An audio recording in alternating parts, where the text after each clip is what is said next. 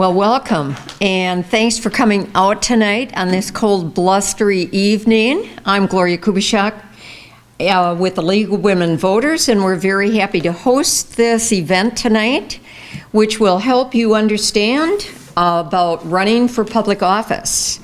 And we certainly appreciate your interest in doing so. So I am going to turn it over to our first speaker tonight, who is Todd Ferke, our District number 2 Alderman on City Council, who, having just gone through this process recently, is going to talk a little bit about his own personal experience. So, Mr. Ferke.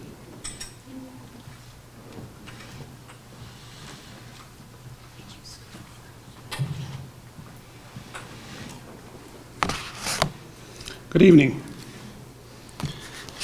I used to be able to see, not too much anymore. As Gloria stated, I'm Todd Ferke, and I'm currently a member of the Wisconsin Rapids City Council, District 2, which is on the southwest side of Wisconsin Rapids, where the zoo and Thousand Oaks, that area over there. To begin with, I think, my whole life been a servant, making sure everybody around me was happy and content. From a very young age, helping my mother do the ironing, and my self-employed father and my 5 brothers and my 1 sister provide an income for my family so that we could eat. That involved hauling in junk cars to scrappers, selling potatoes and onions on street corners, or just fixing up old cars and trucks and selling them for a profit. This is how I grew up. And were we rich? Not really. Far from it. I can still remember when I was about 6 or 7 years old, the local fire department bringing Christmas gifts to our house. So again, not very well off, but as my brothers and I and my sister grew up, we were better helpers for my parents, and as a family we became better off. We learned to work together as a family and for each other, and we truly do love one another. And we worked, even though my childhood was probably not that much different than that of a few generations before, where the whole family pitched in, worked together, or maybe that of a hardworking farming family, I wouldn't change it for the world. It was great. And when you grow up the way I did, you take on certain character traits and attitudes about helping others. I try to do this with my whole life, helping with my kids, helping my friends, doing a lot of help at church, and especially my customers at my business. But you know, there's times when I wish I could do more or have done more. And growing up in Wisconsin, where I did and when I did, I learned to appreciate what a special place this is. The United States of America is the greatest country on earth, bar none.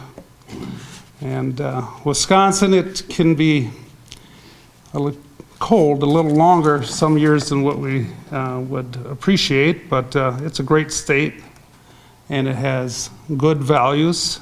And although some of the values and the morals are being tested, as they are in most parts of the country and the world, I still think Wisconsin, and central Wisconsin in particular, are a great place to live and to raise a family. Plus, we have the Green Bay Packers. So, running for public office is so much about attitude. And, why do you want to do it? Are you a servant, or are you egotistical? Do you have a desire to do your best? Do you have the dedication and the time that this office or position would need to move forward, making things better for everyone? Do you see a better direction or a better way of doing things? Do you have ideas that how things could be done more efficiently or more cost effective? These are some of the things that you should consider before running for office. And let me say to you right now that most elected officials have thought of many of these things, whether they realize it or not. And my hat goes off to you and for all those who are currently in office because you care and you want to serve. So you want to serve your neighbors and citizens in your area and help build a better tomorrow for your families, your children, and my children. The important dates and other information about running for public office will be provided here by others, by our city and county clerks. They're fantastic resources for you. You can also use current and former elected officials in the position that you're seeking. They also will be good, valuable sources of information for you. And you'll find that they'll be helpful and kind, and they were once sitting where you are right now. So I found my first 8 months in office to be fun and rewarding, most of all engaging, to be part of the process, knowing that what I'm doing and others is going to make our community better. And it's fulfilling and very much satisfying, and a little bit calming all at the same time. So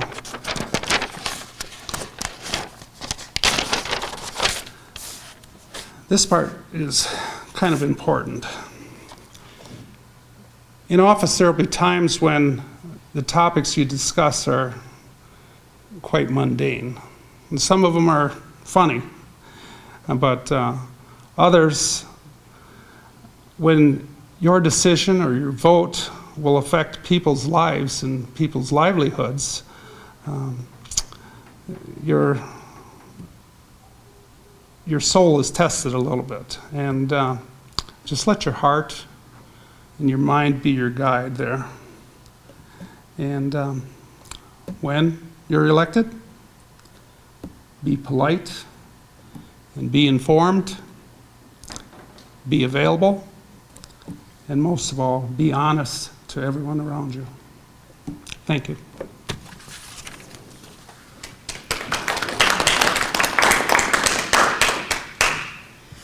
Thank you, Mr. Furkey, and thank you so much for your service to the office of City Council.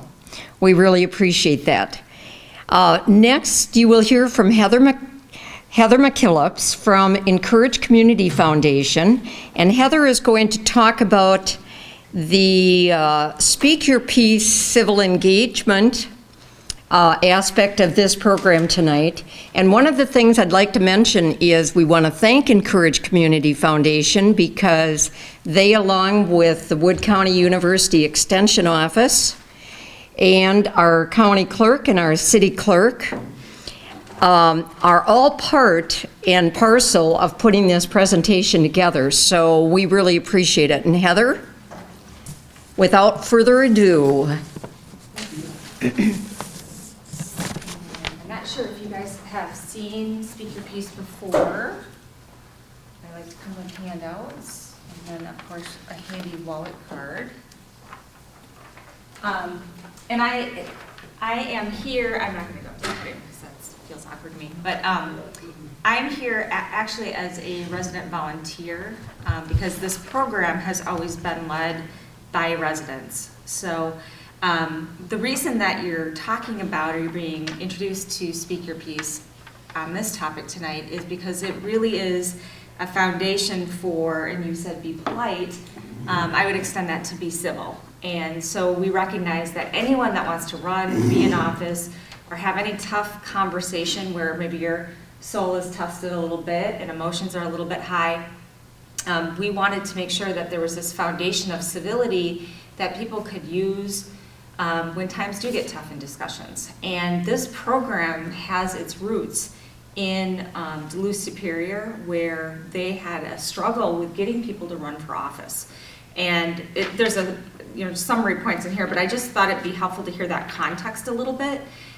We did a study tour up there and heard about this project, and it's actually based on the work by P.M. Forney. He's a professor at Johns Hopkins, and he has his own civility project and did a book called Choosing Civility. And what they did in Duluth Superior is they were having this problem, here I'm trying to address everyone, having this problem where people were uncomfortable running for office, and one of the reasons is, and a woman that we met there described it as, if you ran for public office, it was like a blood sport. Your name was dragged through the mud, your comments weren't welcome, they were torn down, and so of course, who wants to run for public office then? But the problem with it is they recognized that a lot of people had, these great ideas, had different perspectives that they needed in public office, and yet they had this barrier. So what they did is they brought P.M. Forney to Duluth Superior, and they did this program about civility, and they took the work that he did at Johns Hopkins and out of the book and narrowed it down to these 9 tools of civility. And they were very intentional about calling them tools and not rules, just to let them know this is something, whether you're in a common council meeting or you're at a student council or, for students, or you are just with a neighbor debating something, these are all tools that we could use and kind of bring out when we needed them. Just to tell you a little bit, so once they implemented this back in 2003, they had no one, seats were going uncontested, people wouldn't run, so they did this civility project, and I think it was 2007, at their mayoral election, they had 16 candidates running for the mayoral office. So they saw this huge spike in engagement in the common council and in their political scene. And so much so that at their gubernatorial race, and I've been doing this for years, so it probably was not this last one, but the one before, they had over 95% participation. And you mentioned they didn't have the Packers, which is true, but they did have more people watching the common council meetings than their football games on Monday nights. Now they did it the Vikings, so I can understand that, but that to me were just these huge indicators of the success that they had. So what we did is we brought that program here, and we didn't just pick it up and drop it here in our community. We actually had a group that served as an advisory board to say, do they make sense here, and is the language right for us? And we made some tweaks, but essentially the 9 tools stayed the same with a little bit of tweaking. And what we did is we launched it in our community and went out, and if you look on the front of this page, what you see now are the impacts that we've had. We've done more than 110 presentations, and we have a group of volunteers like myself that just go out when someone requests a presentation to cover the 9 tools. And on the back side of the paper, the 9 tools are in more depth. But we've gone to, Midstate has been a huge advocate for supporting it and incorporating it into some of the culture there. Municipalities all around, we've heard from some in the area where residents that came forward, that it used to be contentious, they see the 9 tools on the wall, and it sets the stage not only for those on the council, but anyone coming to talk. So it is about that polite, respectful, civil conversation. It doesn't mean we don't disagree at times, because that certainly is the case, and I think it should be, there should be disagreements, but it's how do we talk with one another in a way that moves the conversation forward. And so you can see school boards, churches, programs. Over 3,900 people in our community have heard it. I would say that's even low because we know that people have requested it. All of this information is on the Encourage website, so it's completely free and downloadable. And other communities have asked for it as well. So I'm boiling down a 45-minute presentation here just to lay the groundwork to say that I think it's a huge asset that we have this as part of our program because I want both of you to know and everyone that's come before you that this is a foundation for expectations for running for office, that this is the kind of culture that we want, and that if you look at the 9 tools, listen for other points of view and try to understand other points of view. Be inclusive. Certainly we want people to feel welcome coming to the meetings or coming to each of you if they're in your district or ward and they have something to say. Obviously they want to feel that. Showing respect for opinions and honoring others when they're not there. Seek common ground, which is often hard to do when we are at different ends of the spectrum about an issue, but there's always an opportunity for us to find some common ground. And then using constructive language, taking responsibility, owning what we say and do. Those are just the highlights of some of them. But I really am proud that our community has taken this on and that this is something that I would say has even become just kind of rooted in the culture, not only in common councils and our municipalities, but we've really seen it throughout all different layers in our community. And if you go to banks, the dental office, you go to schools, you see the posters all around.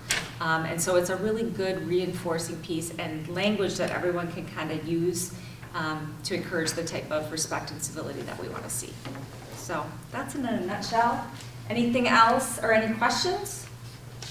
All right. And if anyone you know would like a presentation, it tells you how to request one. Thank you. Thank you. Thank you, Heather. And next from Encourage Community Foundation as well is Gus Mancuso, who's going to speak to the economic influence and impact that being civilly engaged and involved in your community has upon the community itself. So thanks so much, Gus. Thank you. And this is going to be a little switch up because everyone's going to be involved. So Nancy, come to the table. Come to the table. All right, this is going to be really brief. There's going to be 3 questions we're going to ask. We're going to get you active and involved. And this is something that I think everybody knows, but we're just going to capture it in a very short amount of time. And I also have Heather helping me out because she's going to give us some information at the end that's really going to be exciting, right, Heather? Absolutely. Absolutely. Great. Okay. You want me to come to the table? Oh, I'm sorry. Did the cameraman want one? Here, you take one home too. Here, step out there, grab one. Attaboy. Good, thank you. All right, we've got 3 slides, okay? We're gonna go through this quickly, okay? Civic engagement. If you wanna just write another word next to civic engagement, you can write resident engagement because they're really both the same. And there are 3 questions we're going to ask. What, why, and what? What is resident or civic engagement? Okay. What is it? Why is it important? And that question's embedded in the slides. I'm just going to give you a bit of a tip on that. The second question's embedded in the 2 slides below. See, now we're all looking because we all want to answer this. And then the third question is what, in terms of some deeper examples of what civic or what residential engagement is. So we've had kind of a look-see on this already. So if I were to ask any one of you, what is resident or civic engagement? What is it? Civic engagement is when? You become involved. When you become involved. Informed. Informed. Interested, like we are here tonight, about taking the next step. Great, thank you. If I had a star, I'd give you one. I'm here for you, buddy. Hey, you take one of those.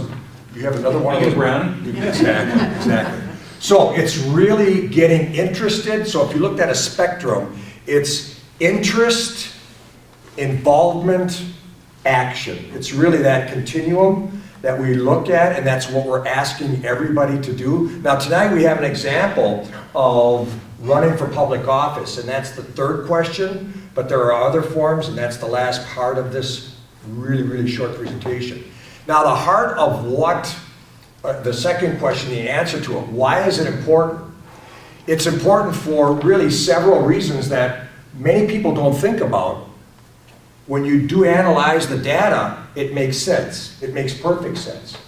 Communities that are more civically engaged, resident involved, taking action, have, through the dips of the economic cycle, been more resilient to recovery and have suffered less unemployment. So they've taken statistics since 2000, and they've done it especially after 2008 when the depression or the recession, the major recession happened, and they've studied communities from 6 and 8 to 14, and the ones that are making the most significant and fastest recoveries are the ones that are paralleled and tied to deep resident engagement. And I think it probably is really for a couple of reasons. First of all, people are wanting to do things and recover. Because if you'll notice what we did when our community was the same way in 2000 when we had the sale and people were losing their jobs. There's a frozen atmosphere that goes around. Everybody's fearful. No one wants to do a whole lot. People don't want to spend a lot of money. But as you recover, your economy gets better. I think the other reason that's also really important about civic engagement is that it also allows people to be risk takers in a courageous way, to step out and do something different, to look at different ways of thinking. I was pleased and really interested to hear Mr. Stack say last night in one of the meetings that we've got to look at things differently. The paradigm has shifted. We've got to look at other ways to find solutions rather than our leaders in terms of institutional positions. It's got to come from residents getting engaged. So that's the second reason. The third question that you have there, what are examples of people who are engaged? What would be some examples? Running for office would be one. What's another example? Serving on councils, committees. Committees? Volunteering. I'm sorry, you said, Joining the board. right, joining a board, volunteering, Going okay. to the Tribune meetings, the Tribune building meetings, you Oh. don't even have to hold an office. Going to the Tribune building meetings, getting engaged, participating in public meetings. Volunteerism. Volunteerism, okay, so those are examples that the more healthier a community is, there are more legitimate signs of that happening. So, we've covered three things here: what, why, and what. What are some examples? Tonight we've got a great example of it, and before I forget, I thank you for coming. It's great that you're here. You're just, I mean, obviously just investigating it, but if you do run for office, it's a courageous act, it really is, and it's needed, and I really hope that you follow through. It'd be great to see that happen.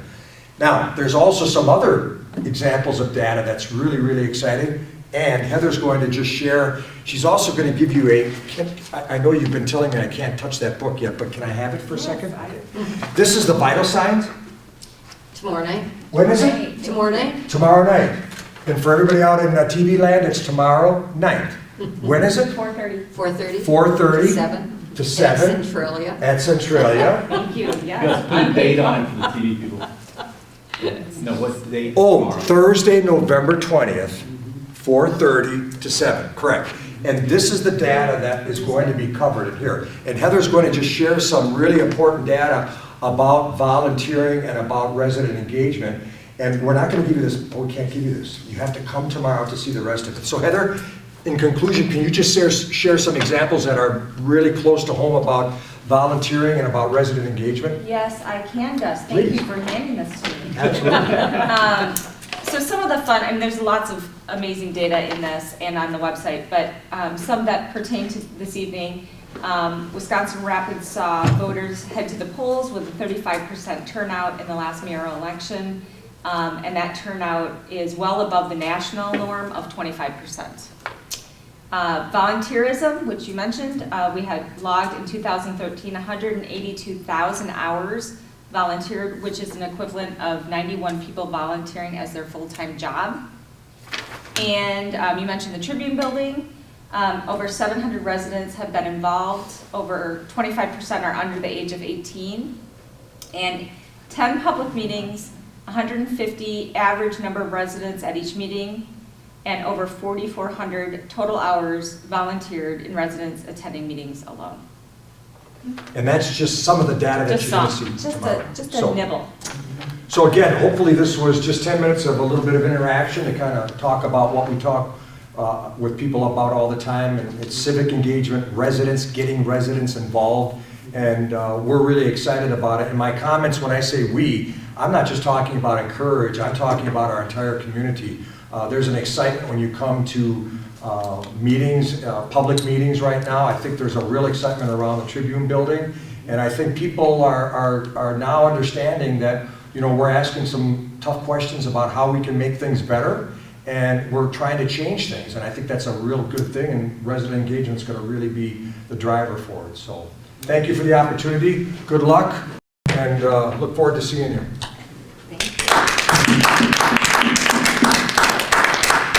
Thank you, Gus Mancuso. Our next presenter, Peter Manley from the Wood County University Extension Office, is going to talk about those positions that are open. Thank you, Gloria. I'll get set up here, and I would like to thank Todd for his personal comments, and they kind of reflect, there was a lot of reflections on the speakers that came after Todd. And also, his comments reflect a lot what I'm going to say. Well, it takes a while to warm up. So, I have a slide up here that says, welcome.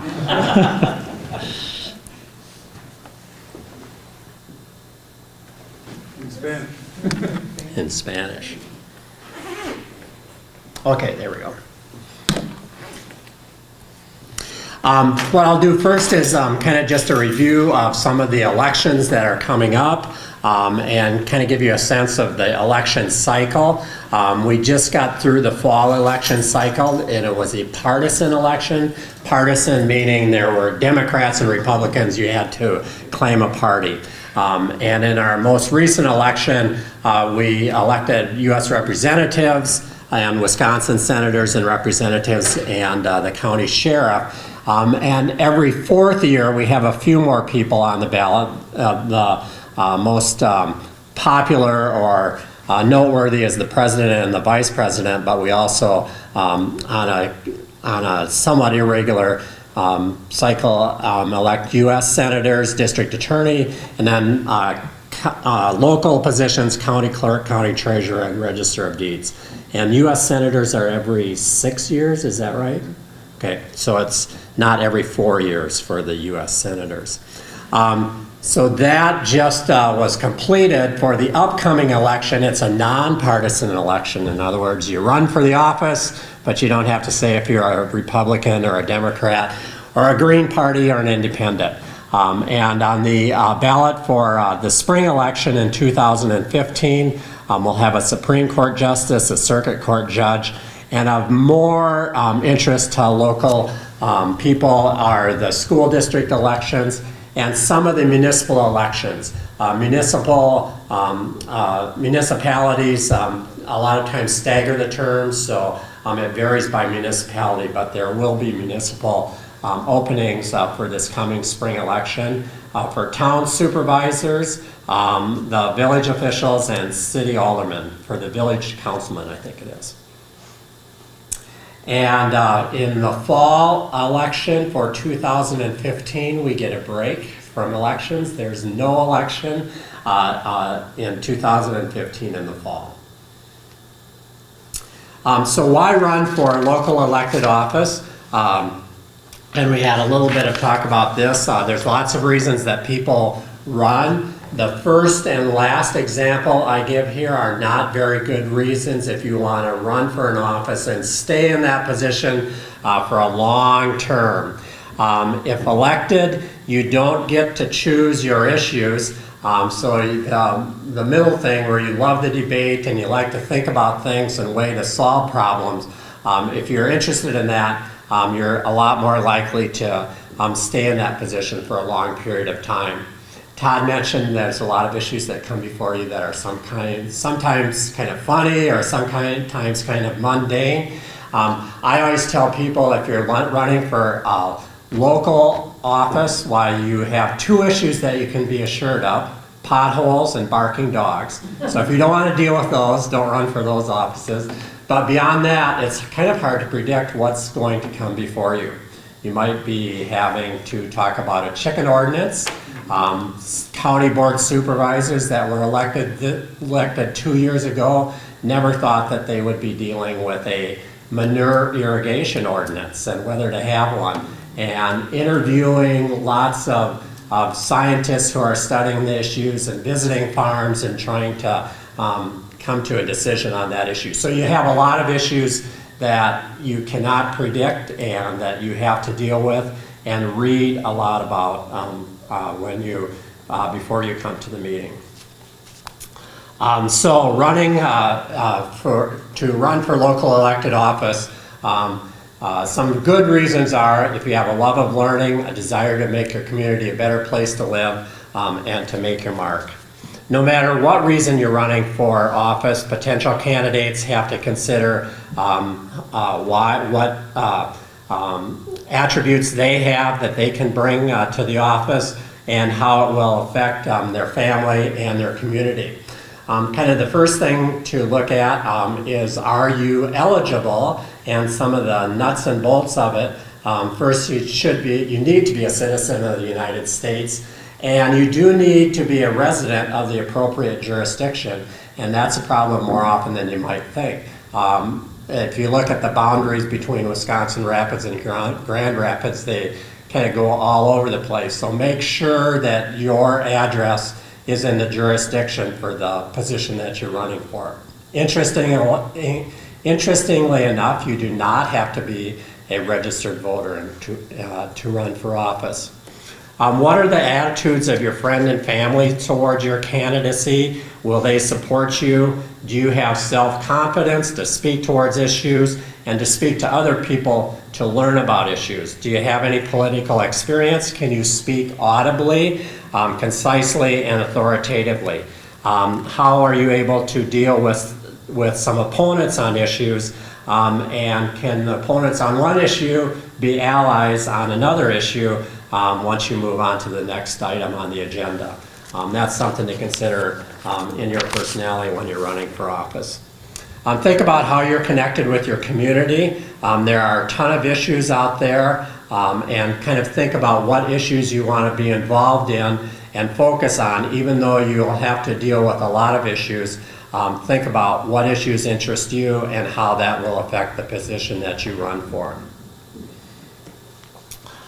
When you are interested in a position, why then kind of start to think about the campaign, who votes, what type of people are in the district that you're going to be running in, and can you adequately represent them? How much time, money, and energy does it take? Really, once you get to county board positions or lower positions, why a lot of times it does not take very much money. And often it does not take a ton of time as far as campaigning. So it's a lot of people are surprised that after they hear about how many millions are spent on, say, U.S. Senate races, how reasonable as far as finances it is to run for local offices. We're kind of at a good time for running for office. The next spring election is quite a ways off, although it's not too long before you can start to take out papers. So this is a good time to be thinking about what position you might want to be running for. Things that you should consider does the office you are considering have the potential to influence the kind of changes that you're interested in and that you want to see. So those are things that affect you personally, but how does running for office affect others? And these are kind of some things that if you run for office, voters will have more opinions and points of views to be able to choose between. And then the question always comes up, what about the incumbent? And it's really a mixed bag with incumbents. In other words, the people who are already in the office. Many times they are very relieved that someone else is running and will really help you if you do get elected. So don't just assume that it's going to be a fight to the death when you're going to election. The more people that run, the more people will understand local government, be interested in those races, and be part of the community. We need more of you to run for elected office, and we kind of talked about civic engagement and how that's important. But there are also numerous ways to get involved in government.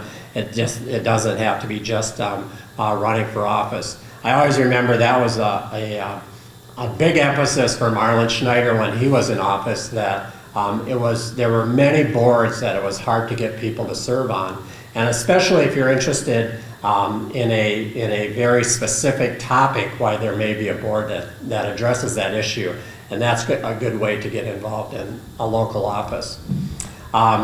There's just kind of some basic things. If you want to, it's as far as civic engagement, first of all, vote, but also get involved and share your opinions.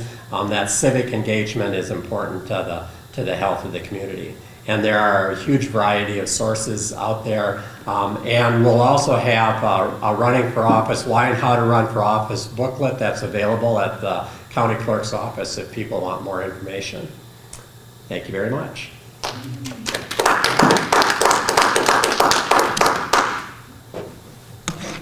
Thank you. Thanks, Peter. And now we get to the nuts and bolts of the presentation, and that's our county clerk, Cindy Sepress, who's going to answer all of those questions about taking out nomination papers, when you can take them out, when they have to be turned in, by what dates, how many signatures, what the signatures require, and as I said, all the nuts and bolts. So I'm going to turn it over to you, Cindy. Well, I can't possibly answer every question that you have, but here's some good information for you.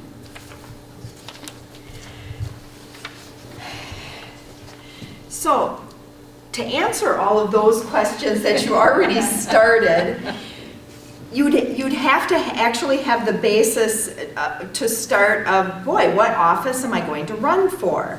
Because the answers to those questions are different if you're running for governor or if you're running for town chairman or for mayor. It all kind of starts with your filing officer. Okay, what office am I interested in running for, which determines then who your filing officer is.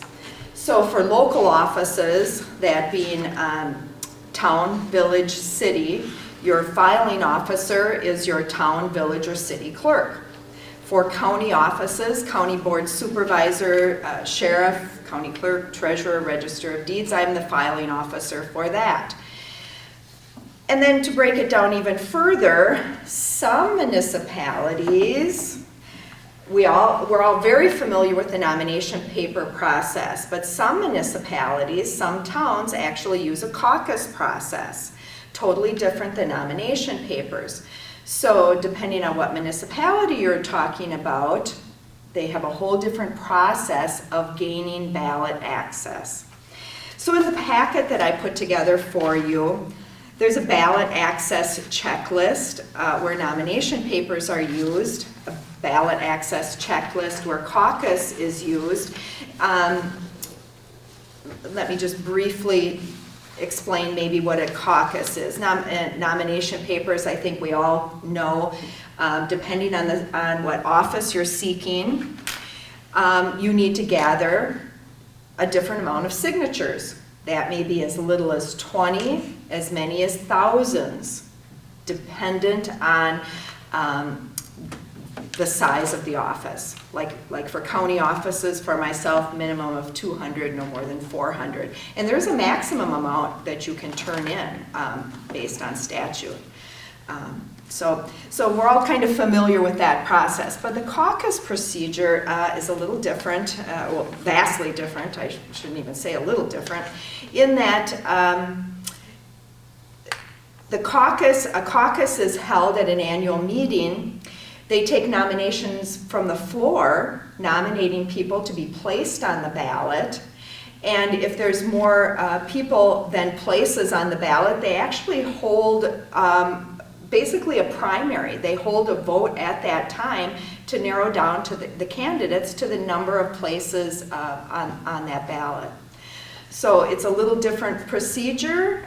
They get away with then not having a primary in February, where the rest of us with a nomination paper process then have to hold an election in February. Trivia there. But there are quite a few municipalities actually in Wood County that do use the caucus process yet. The next thing in your packet that I put together, page 5, is a campaign registration statement. Everything is about paperwork in my world. The campaign registration statement is the first document that you would file with your filing officer, and you can file that anytime. As Peter said, we're starting in the spring election cycle. December 1st is the first day to circulate nomination papers, if you're interested in getting on the ballot. But you would file the campaign registration statement anytime you form the intent to run. Okay, so if you're forming the intent to run today, and you're going to be talking about running for office, telling people you're going to run for office, you should be filing a campaign registration statement with your filing officer immediately. The next thing I put together, and of course there's instructions with that. I put together samples of the did I include nomination papers in here? No, I didn't. One of the changes to nomination papers, I'm sure everybody has been asked to sign nomination papers at one time or another in their life, in their worlds. One of the big changes to the nomination paper process with the last legislative session was, and this came out of the governor's recall, now on nomination papers, in addition to your signed name, you have to legibly print your name. Always on nomination papers, the address had to be legible, but your signature never had to be legible. It still doesn't. I can just make as my signature, but now I have to have a legible printed name on there to tie that to me. So interesting, if you are going to be circulating nomination papers, be aware of that. Many intricacies of the whole process. Are you going to be accepting funds? Are you exempt from filing campaign finance reports? All of those questions need to be answered. Are you going to have people give you money? What account are you going to be using? You need to talk this over with your filing officer. They'll be happy to help you with that. One of the things that I surely need to stress is you need to do it right. You need to do it right, or your filing officer isn't going to accept your paperwork. You will have done all of your work for nothing. And it has happened, and it happens regularly. So truly involve the person who's going to be accepting your paperwork in the process. Ask them, have I filled this out correctly? Am I doing this correctly? Because the last thing that you want is to turn these in right before the deadline and have them rejected because you didn't fill them out correctly. So short overview of the whole process, but happy to answer any questions that you'd have now or later or anytime, or certainly anybody out there can call me, County Clerk's Office, 421-8460. Happy to take your call and talk about it.